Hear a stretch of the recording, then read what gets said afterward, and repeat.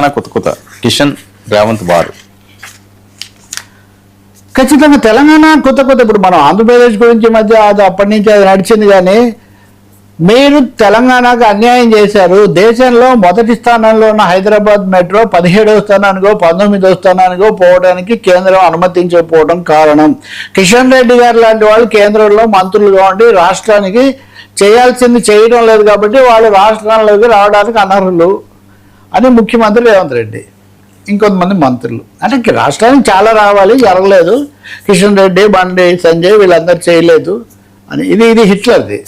ఇది మాట్లాడదాం అని రేవంత్ రెడ్డి అనగా కిషన్ రెడ్డి చాలా ఆగ్రహోదగ్గుడైపోయి నన్ను తెలంగాణలోకి అడుగు పెట్టనివ్వు అనేవాడు ఇంతవరకు పుట్టలేదు.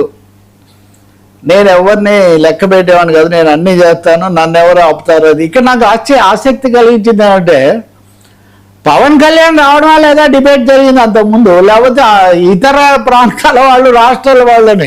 ఇప్పుడు కేంద్ర మంత్రి ముఖ్యమంత్రి మధ్యలో రాకపోవడం గురించి చర్చ రావడం చూడండి.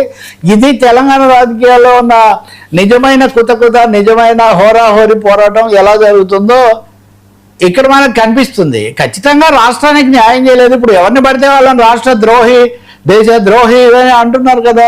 మీరు చేయాల్సింది చేయలేదు అని ఆయన అన్నారు.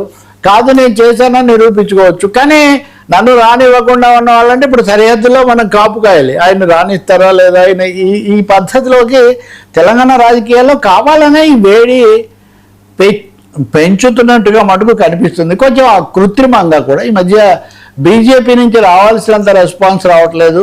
బండి సంజయ్ ఉదంతంలో కొంత ఎదురు దెబ్బ తగలటం వల్ల ఒక కారణం కావచ్చు. రామచంద్రరావు అప్పుడప్పుడు చెప్తున్నది చాలట్లేదు. కిషన్ రెడ్డి లోకీలో ఉంటున్నాడు అదే. సో కిషన్ రెడ్డి కేసీఆర్ ఉన్నప్పుడు సరిగ్గా చేయలేదని కూడా రేవంత్ ఆరోపించారు.